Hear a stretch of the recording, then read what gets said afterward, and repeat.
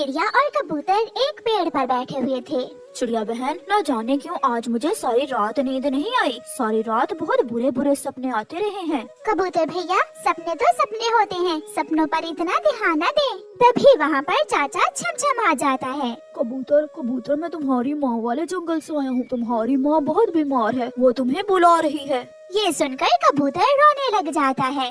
देखा देखा चिड़िया, मैं ना कहता था मुझे सारी रात नींद नहीं आई। मुझे नींद आती भी कैसे, मेरी तो माँ बीमार है। कबूतर भैया, अब आप समय जाया न करें, जल्दी से जाएं और अपनी माँ से मिल आएं। फिर कबूतर जल्दी से उड़ता है। पहाड़ों वाले जंगल के साथ ही पूर्व वाले जंगल में कबूतर की माँ रहती थी। कबूतर अपनी माँ के पास पहुँच जाता है। माँ माँ, मैं आ गया हूँ। बेटा बेटा कबूतर, कल से मेरी तबीयत कुछ ज्यादा ही बिगड़ गई है। आज रात से मेरी सांसें रुक रही हैं। अब मैं आ गया हूँ ना माँ, मैं आपको अपने साथ ही ले जाऊंगा। नहीं बेटा, मेरे पास समय नहीं है। बेटा, ये हार मैंने अपनी बहू के लिए रखा हुआ था, ये आप रख लो। जब मेरी याद आए तो इसे देख लिया करना। ऐसा कहते हुए कबूतर की माँ मर जाती है। कबूतर बहुत रोता है। माँ, मुझे माफ करना, मगर मुझे विदेश भेजने का फैसला भी तो आपका ही था। फिर कबूतर अपनी माँ का हार लेकर वापस चला जाता है। सारी रात कबूतर उस हार को देख देख कर अपनी माँ को याद करता रहा।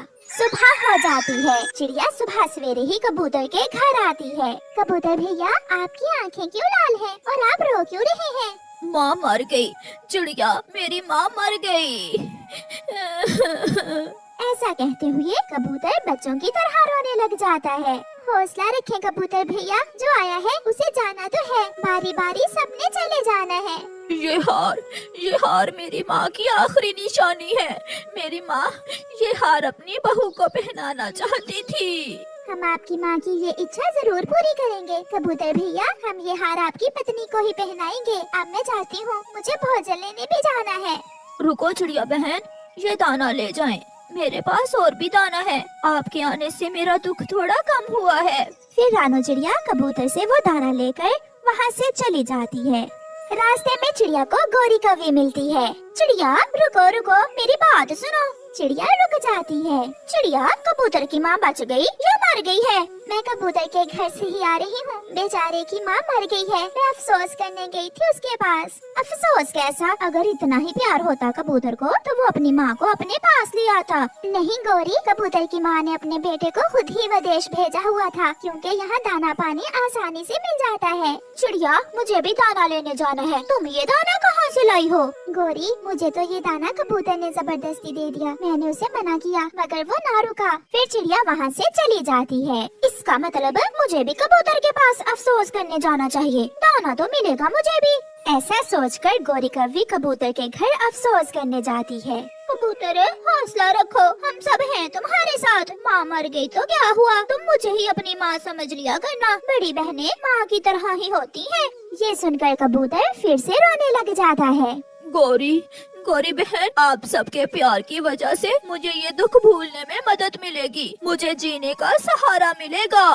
तो और क्या, हम सब आपके साथ हैं। अब मैं जाती हूँ। अपना ख्याल रखना गोरी बहन। मगर गोरी थोड़ी देर बैठी रहती है और फिर कबूतर से कहती है, कबूतर, क्या चिड़िया ने मुझसे अच्छा अफसोस किया था तुमसे? क्या चिड़िया तुम्हारी माँ मरने पर मुझसे ज्यादा दुखी थी? क्या मतलब गोरी, मैं समझा नहीं आपकी बात। उसे तो तुमने दाना दे दिया और मुझे कह रहे हो अपना ख्याल रखना। मैं भूल गया गोरी बहन, मैं भूल गया। लो ये दाना आप ही ले जाओ, मेरे पास और भी है। कबूतर, ये हार कहाँ से लिया है तुमने? ये हार मेरी माँ की आखिरी निशानी है। ये हार बहुत सुंदर है, सोने का है ना? हाँ, ये सोने का हार माँ ने अपनी बहू के लिए रखा हुआ था। कबूतर, मुझे तुम्हारी माँ के मरने का चिड़िया से ज्यादा अफसोस है। ऐसा कहते हुए गोरी वहाँ से चली जाती है। गोरी, ये दाना कहाँ से लिया तुमने?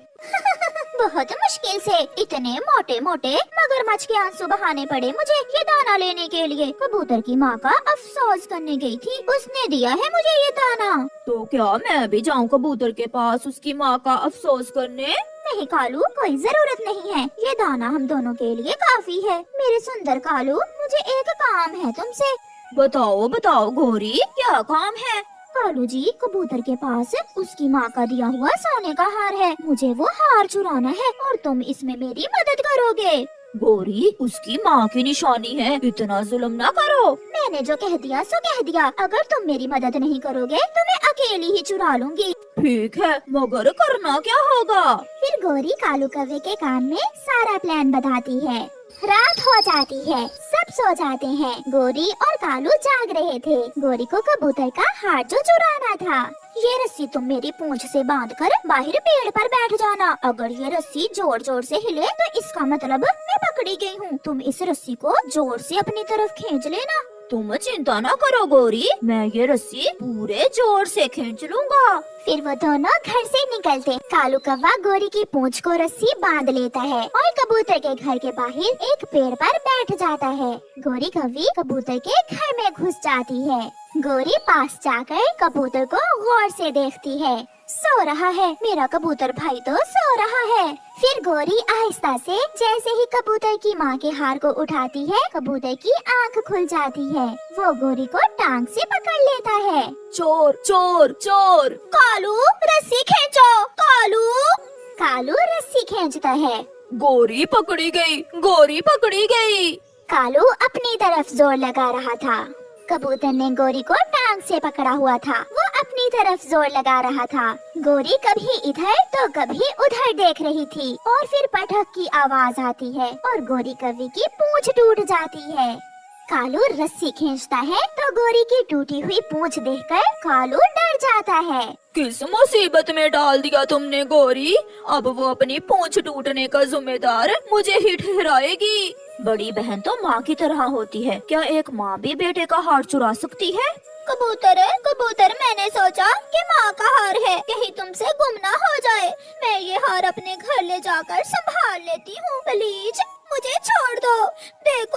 देखो मेरी पूंछ भी टूट गई है। अब तुम जाओ, तुम्हें चोरी करने की सजा मिल चुकी है। अब तुम जाओ, मैं तुम्हें कल देखूंगा। फिर गौरी बिना पूंछ के वहाँ से ऐसे दौड़ती है जैसे कोई रॉकेट हो।